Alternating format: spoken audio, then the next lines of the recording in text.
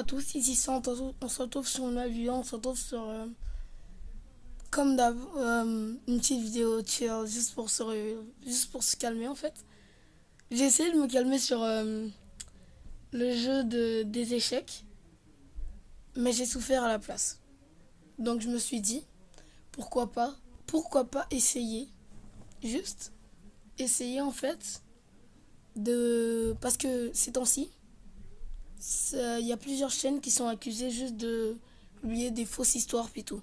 Donc je me suis dit pourquoi ne pas aller voir ces histoires et faire une réaction. Donc avant que la vidéo commence, n'hésitez pas à vous abonner, liker la vidéo avant même de l'avoir vue. Seule l'élite est capable de le faire. Donc, abonnez-vous si ce n'est pas encore fait. Partagez à la fin de la vidéo si elle vous plaît. Partagez à vos amis si vous pensez qu'elle va vous plaire. Partagez à tout le monde. Vos frères, votre famille, vos amis, votre chien, tout le monde. Votre chat, tout le monde. Donc, j'espère que vous allez aimer la vidéo. Bye. Bonne vidéo.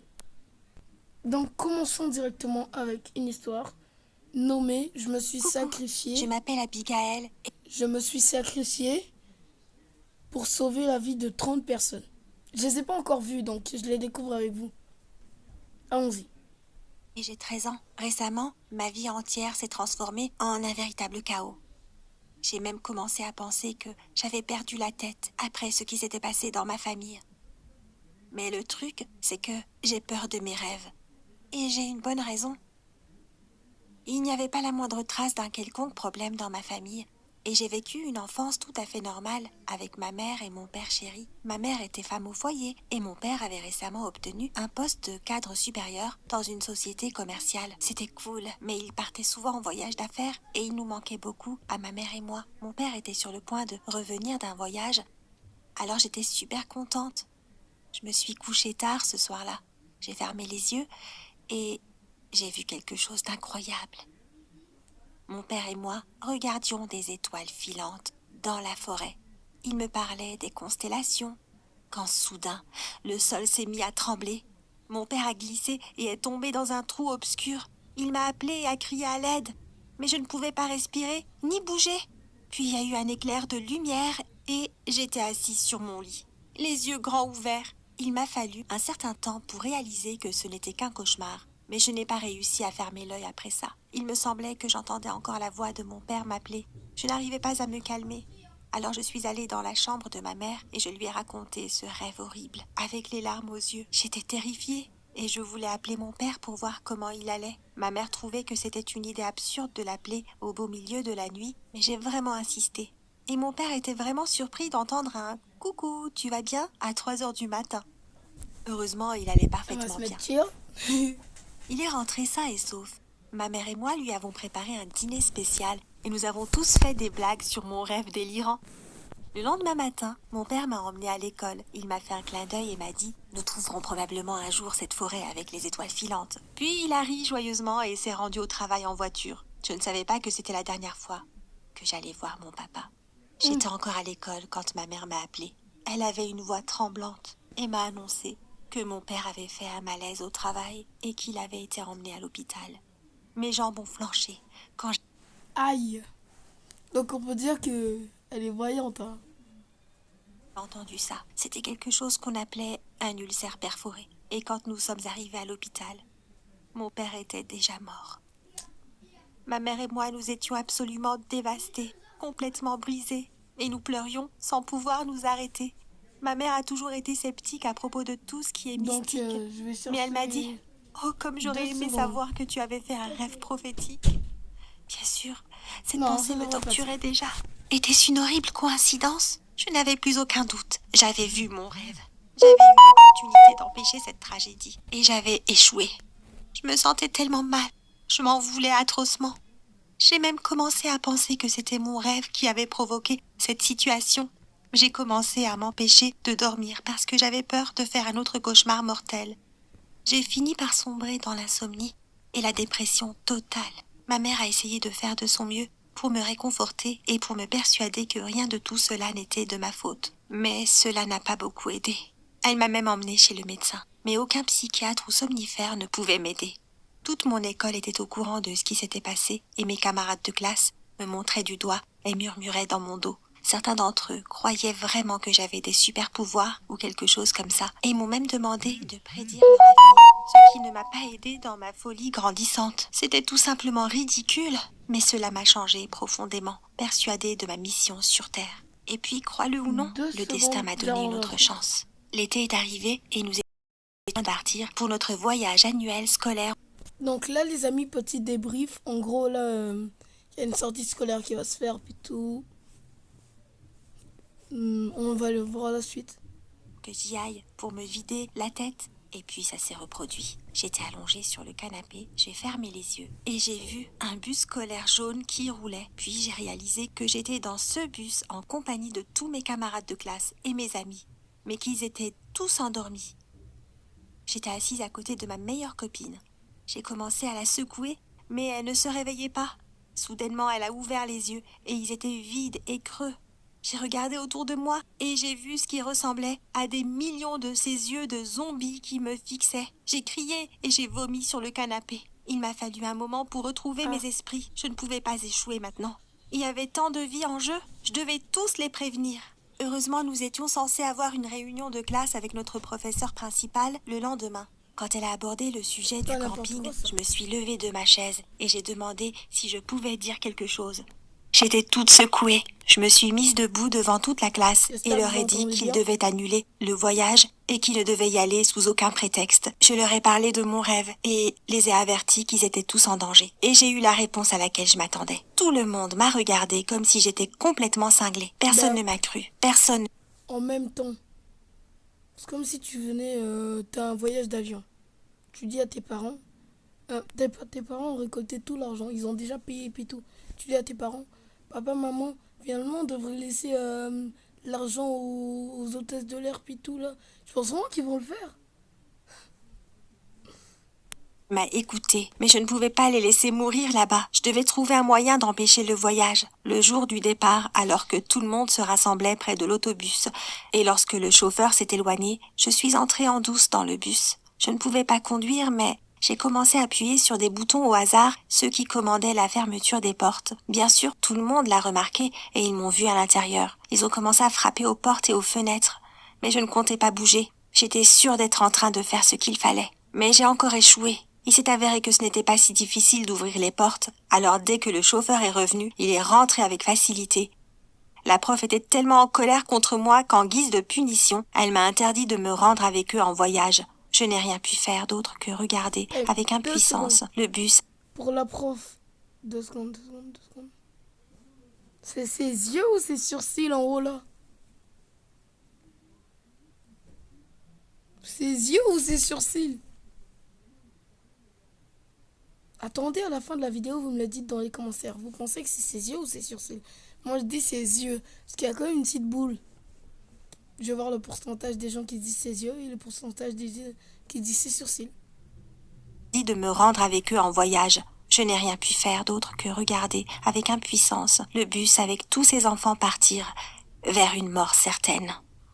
J'étais désespérée.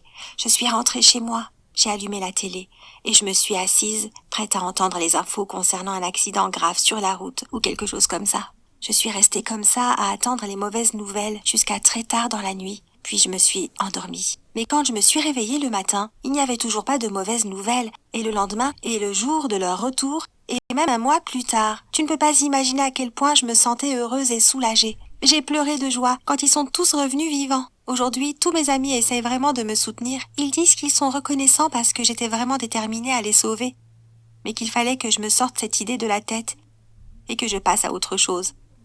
Mais c'est plus facile à dire qu'à faire. Je dors certainement mieux maintenant, mais j'ai encore ces craintes et ces inquiétudes à cause de ce qui est arrivé à mon pauvre papa. J'espère que le temps viendra un jour cicatriser mes blessures. Parfois, j'aime imaginer que mon père a trouvé cette forêt magique avec les étoiles filantes. Ah.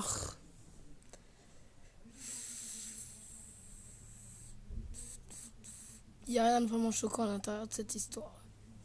Donc, on va se regarder deux autres pour faire le 3 comme ça. Ça va être cool.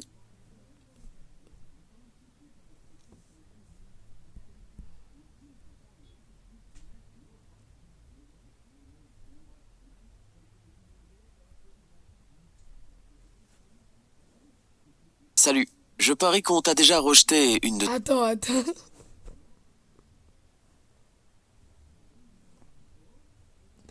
J'ai déjà vu des choses dessinées mal, mais à ce point-là.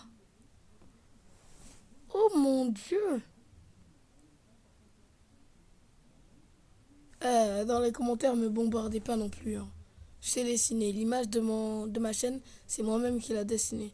Crayon fluo, et tout, ouais. Donc, c'est quoi ça? Oh mon Dieu. Attendez, je vous remets un peu, je vous remets un peu l'extrait. Salut, je parie qu'on t'a déjà rejeté Ça. Mais mon petit frère, c'est pas ça. Continuons. une de tes candidatures, ou peut-être qu'on t'a déjà dit quelque chose dans le genre « Désolé, mais tu n'es pas assez bon ». Je sais que cela peut être très décourageant, et je sais que beaucoup de gens se sont sentis malheureux en recevant un non comme réponse. Ouais. Mais je ne veux pas que tu te sentes comme eux. C'est pour ça que je veux te raconter mon histoire.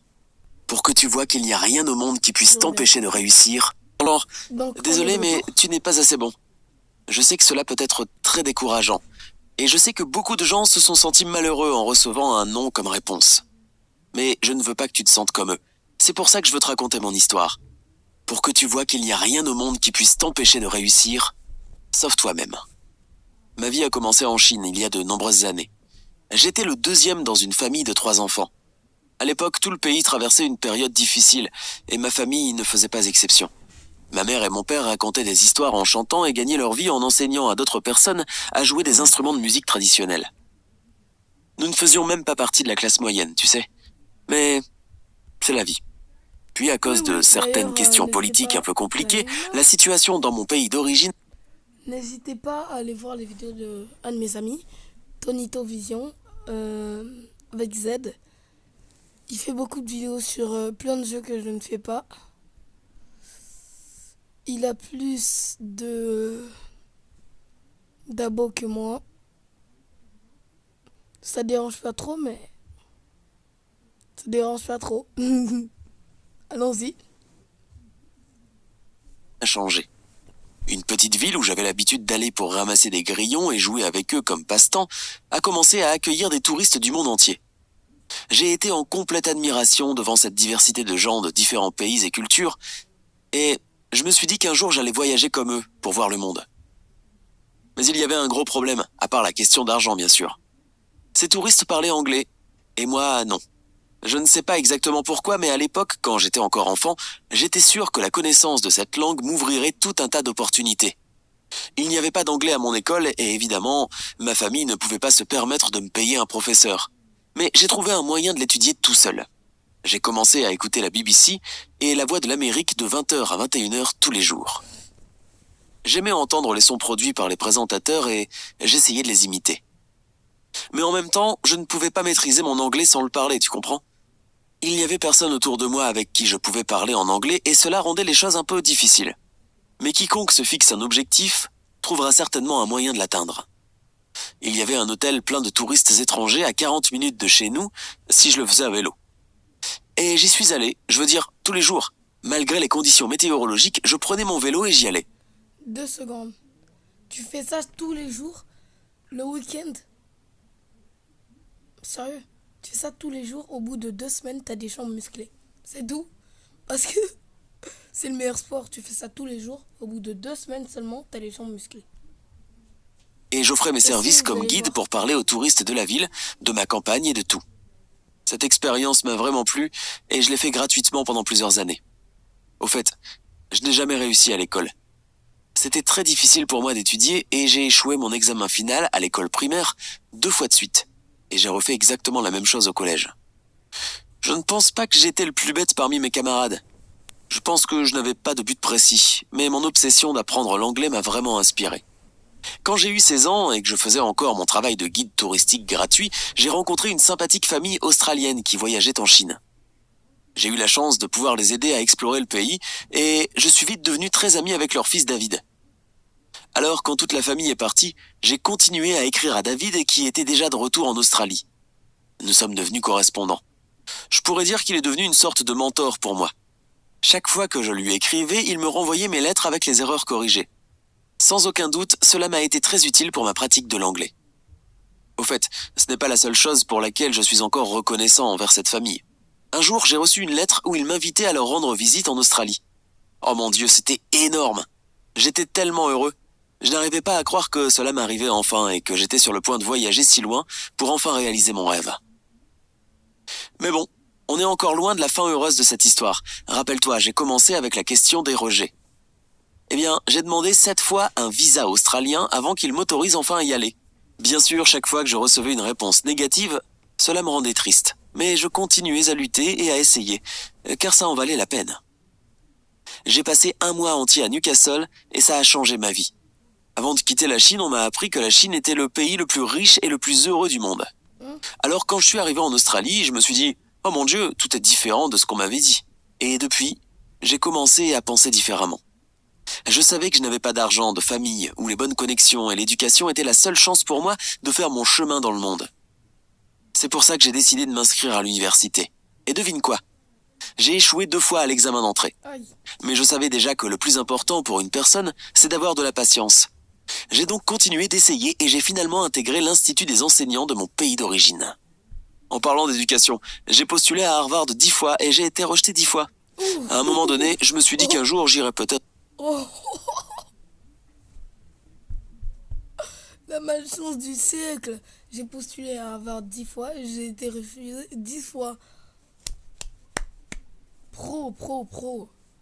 comme enseignant. Après avoir obtenu mon diplôme, j'ai postulé à tous les emplois que j'ai trouvés et j'ai continué de recevoir des douzaines de noms comme réponse. J'ai essayé de rejoindre la police, mais ils m'ont dit que je n'étais pas assez bon et que j'étais le seul des 5 candidats à avoir été rejeté. Lorsque le réseau KFC est entré en Chine, j'ai essayé de rentrer, mais encore une fois, 23 personnes ont été acceptées et j'ai été le seul à être rejeté. Cela m'a-t-il offensé? Eh bien, je n'aime pas me plaindre. Je pense que tous ces échecs, en fin de compte, ont forgé mon caractère. Parce que si tu n'abandonnes pas, tu as encore une chance. J'ai finalement été embauché comme professeur d'anglais et j'ai adoré ce travail et mes étudiants. Mais le salaire était très bas, environ 12 $ par mois. Cela me suffisait à peine pour vivre. C'est pourquoi je n'ai jamais hésité à faire ce que je pouvais pour gagner un peu d'argent. Comme par exemple vendre... Je dis seulement...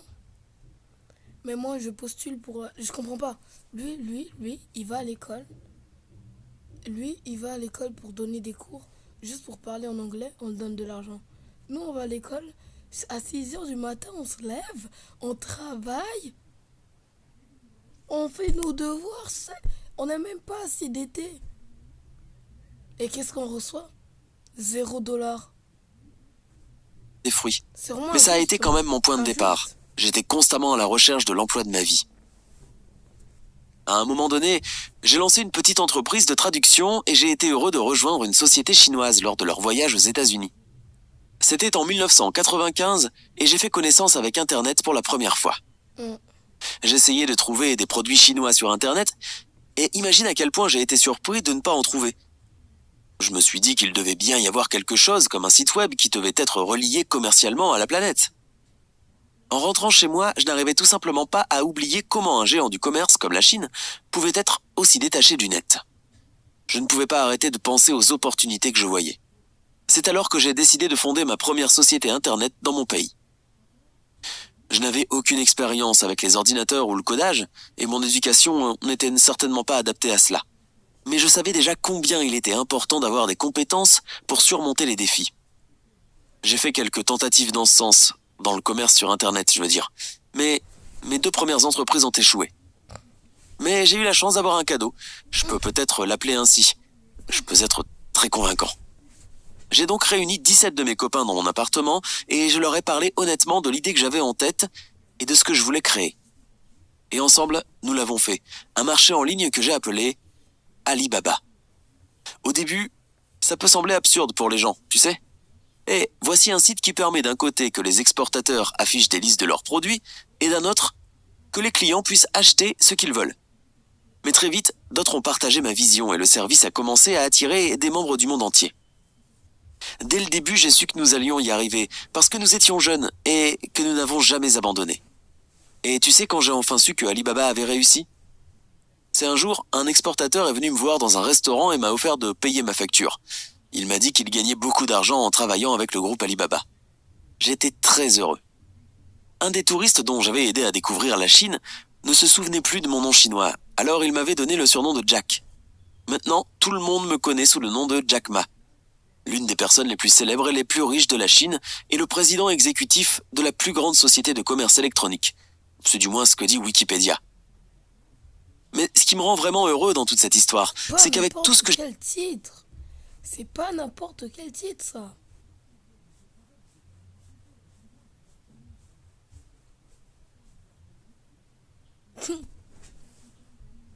j'ai réussi à accomplir, j'avais pu changer le monde pour le mieux. J'ai toujours eu les bonnes personnes à mes côtés. Et je te conseille fortement de ne pas seulement choisir les meilleures personnes avec qui socialiser, mais tout simplement les bonnes personnes. Quand j'ai fait mes études, j'ai rencontré ma merveilleuse épouse, qui est ma principale source de soutien et la principale personne qui a cru en moi dans tout ce que je faisais. Elle m'a épousé quand je n'avais rien, et nous étions tous les deux de simples professeurs. Elle était à côté de moi dans les moments difficiles, comme quand on n'avait pas assez d'argent pour vivre. Quand mes amis et moi avons fondé notre site web, elle a quitté son emploi pour nous aider du mieux qu'elle pouvait, en cuisinant et en prenant soin de tout le monde. Mais surtout de moi, bien sûr. À un moment donné, elle m'a demandé combien d'argent avait fait l'entreprise. Et j'ai levé un seul doigt, ce qui signifiait qu'on avait fait 1 million de yuans, soit environ 160 000 $ américains. Oh, tu aurais dû voir son visage plein de déception. Mais quand je lui ai dit que nous gagnions autant d'argent chaque jour, j'ai vu combien elle était heureuse et fière de moi. Je dis toujours à mes enfants de ne pas essayer d'être les meilleurs à l'école et de ne pas penser que c'est amusant d'être les plus nuls non plus. Tout esprit curieux, en particulier l'esprit des jeunes, devrait avoir suffisamment de temps libre pour étudier et n'aie jamais peur d'échouer ou d'entendre un non comme réponse. Une fois dans ta vie, ose une nouvelle expérience. Travailler dur rapporte toujours quelque chose. Essaie de changer. Rien de mal ne peut t'arriver. Spécial aventure. Je rigole. Bon. C'est incroyable, mais vrai ça? Bon, on va quand même tenter, hein. Salut, je m'appelle Janice et je suis une fan de Marvel. En fait, je suis une fan de tous les films de Marvel. J'avais 9 ans quand le premier film Avengers est sorti au cinéma. Maintenant, j'ai 16 ans et je n'ai jamais raté une sortie. Sérieux? Je suis très reconnaissante à mes parents de m'y avoir emmenée quand j'étais petite fille. Mais cette histoire ne Ils concerne... doivent avoir faire chauffer. Ils doivent eu à faire chauffer la carte bleue là. Elle y est passée, hein. On l'a bien chauffée même. pas ma famille. C'est à propos d'autres personnes qui sont importantes dans ma vie. Nous nous sommes tous rencontrés il y a quelques années à l'une des conventions des fans de Marvel et même si nous n'avions rien en commun dans la vie de tous les jours, nous sommes devenus de vrais amis, des âmes sœurs, unis par un petit secret. Nous ne faisons pas du cosplay, mais, eh bien, chacun de nous a son personnage Marvel préféré et quand nous nous rencontrons, nous jouons à incarner ces personnages. Alors, s'il vous plaît, laissez-moi vous présenter notre groupe de 5. Commençons le capitaine, puisque c'est l'aîné d'entre nous tous, comme il se doit logiquement, n'est-ce pas? Il est très calme et raisonnable. Et je dois avouer que je le trouve également très attirant. Puis après arrive le couple inséparable. Ces deux-là étaient amis bien avant notre rencontre. Devine qui c'est? Voilà exactement. C'est Rocket et Groot. Groot ne ressemble pas du tout à un arbre bien sûr, mais il ressemble beaucoup à Vin Diesel. De plus, il est gentil et pas très extroverti, tout comme Groot. Rocket est petit, rapide et nerveux, et tu ferais mieux de ne pas le traiter de panda pourri. Le suivant est le Docteur Strange. Il ressemble au sorcier suprême uniquement à cause de son assurance et de son amour pour les effets dramatiques. Il ne porte pas de cape, mais il remonte toujours son col de chemise, comme s'il était vraiment Benedict Cumberbatch. Bon, ce n'est pas que je ne l'aime pas, mais parfois il m'irrite, j'avoue. Ok, bon, je m'énerve assez facilement, Et quand cela m'arrive, Oh. mieux vaut rester loin de moi. Tu penses peut-être que je pourrais être Natasha Romanoff ou la Gamora de notre petite entreprise. Non, cherche encore une fois, je suis Hulk. Bam. Enchantée. Maintenant que tu sais qui nous sommes, je vais passer à l'histoire en tant que telle. Tout a commencé l'année dernière, en avril, lorsque nous sommes allés voir le film Avengers Infinity War au cinéma. Tu sais, beaucoup de fans adorent savoir ce qui va se passer dans les films qu'ils vont voir. Mais nous avons au contraire essayé d'éviter de voir les spoilers pour que le film C'est comme moi. Aucun spoiler. Même le trailer, il n'est pas accepté. soit une vraie découverte pour nous. Et ça a été dur. Je veux dire, la moitié de la population de la Terre disparaît avec un claquement des doigts du titan fou, tout comme la moitié des personnages principaux. C'était horrible de voir les héros que nous connaissions depuis tant d'années Oh. disparaître ainsi en quelques secondes. J'ai vu le film. La partie avec Spider-Man puis Iron Man. Oh, il est trop triste. Genre, cette partie, c'est la partie la plus triste du film. On est Vous sorti mettrez du un film extrait. complètement déprimé et sans même vouloir parler de ce que nous avions vu. Tout Au était pire, je vais vous mettre un extrait juste maintenant. Donc là, voilà. Je pense que c'est la vidéo la plus longue de ma chaîne. 26 minutes, c'est terminé.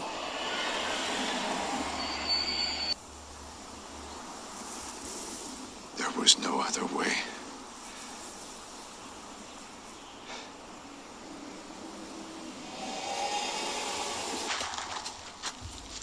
I don't want to go. I don't want to Celle-là. go, sir. Please. Please, I don't want to go. I don't want to go.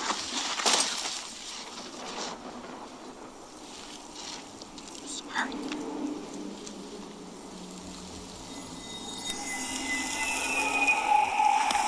ouvert pour nous. Et ça a été dur. Je veux dire, la moitié de la population de la Terre disparaît avec un claquement des doigts du titan fou, tout comme la moitié des personnages principaux. C'était horrible de voir les héros que nous connaissions depuis tant d'années disparaître ainsi en quelques secondes. On est sorti du film complètement déprimé et sans même vouloir parler de ce que nous avions vu. Tout était parfaitement clair, les mots n'étaient pas nécessaires. Mais dans les jours qui ont suivi, il s'est passé quelque chose qui nous a fait oublier tout le reste. Donc, Rocket nous a envoyé un signal pour organiser une réunion d'urgence. Nous avons ce genre d'accord de super-héros. Quand je suis arrivée, le capitaine était là, et Rocket faisait les 100 pas, comme un jouet à remontoir. « Vous pouvez me traiter de parano », commença-t-il, mais Groot a disparu. J'étais sur le point de convenir que la scène du film m'avait aussi beaucoup bouleversée lorsque Rocket a crié « Pas le Groot du film, crétin, notre Groot !» Il s'est avéré qu'il avait essayé d'appeler son ami toute la journée. Et quand il était allé le voir, il avait découvert que son appartement était vide et personne ne savait où il était. Mais les gens peuvent-ils disparaître comme ça? Rocket avait posé la question et s'était soudain arrêté. Nous nous sommes regardés. Pourquoi Strange n'est-il pas venu? Le capitaine allait droit au but, comme toujours. Il doit être super occupé, avait répondu Rocket d'un ton peu convaincu. On s'est à nouveau regardé.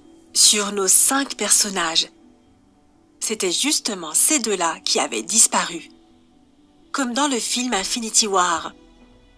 Groot et Doctor Strange. Tu sais, ce n'est pas si facile de trouver l'adresse d'une personne quand on ne connaît pas son vrai nom. Nous avons dû faire tout le tour de la communauté de fans. Et nous avons finalement trouvé l'adresse de Strange. Ainsi, en moins d'1 heure, nous étions en train de nous pointer maladroitement devant sa grande et respectable maison. Oh. « Allons-y », avait ordonné le capitaine, tranquillement, et c'est ce que nous avons fait. Un vieil homme, grand et mince, avait ouvert la porte, mais le capitaine n'avait même pas pu terminer son salut avant que le vieil homme nous fasse signe de partir en disant avec colère « Il n'est plus là, et il ne le sera jamais plus ! Partez et ne revenez pas !» Et il nous avait fermé la porte au nez. Nous étions perplexes et honnêtement effrayés. Et pire que tout, nous nous sentions complètement impuissants. Et puis, comme nous nous étions promis de rester en contact l'un avec l'autre, nous nous sommes tout de même retrouvés encore quelques fois. Mais ensuite, nous avons arrêté. Nous ne pouvions parler de rien d'autre à part de cette inexplicable disparition. Alors à quoi cela servait-il ? Et voilà, presque 1 an s'était écoulé. Mais un jour, des nouvelles sont enfin arrivées. J'étais avec d'autres fans à un tirage au sort pour gagner des billets pour l'avant-première d'Avengers Endgame.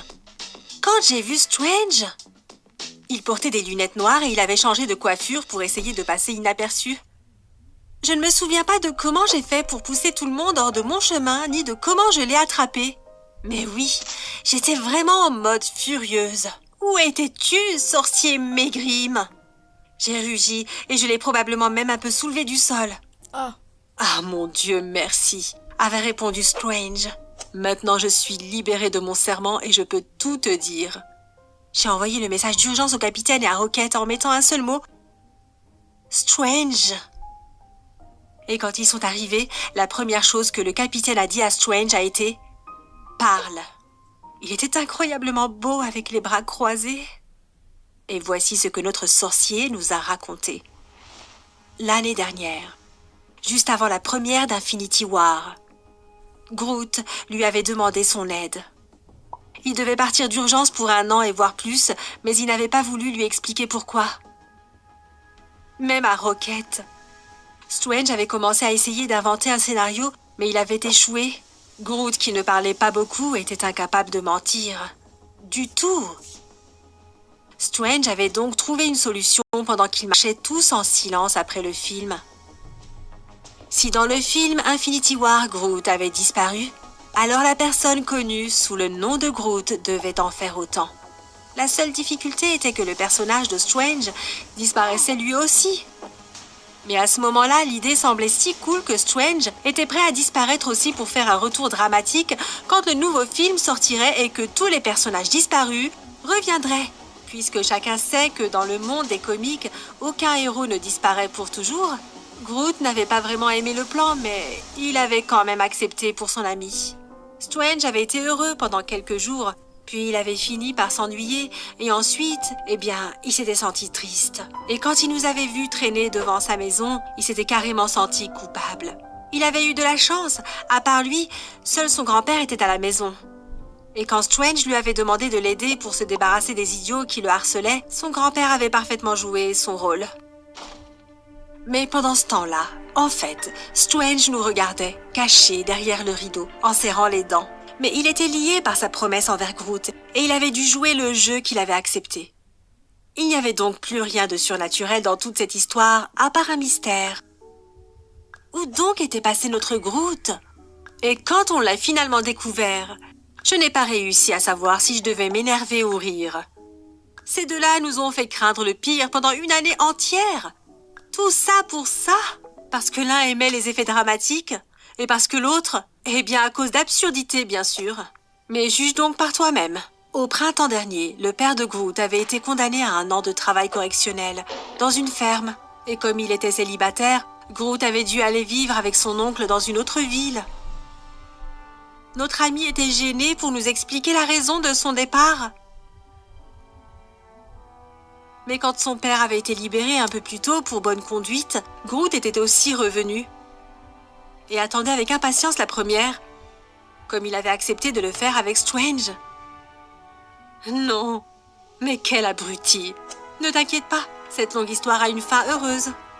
Nous nous sommes retrouvés et nous allons voir Avengers Endgame tous ensemble. Et bien sûr, nous espérons que tous les personnages manquants reviendront.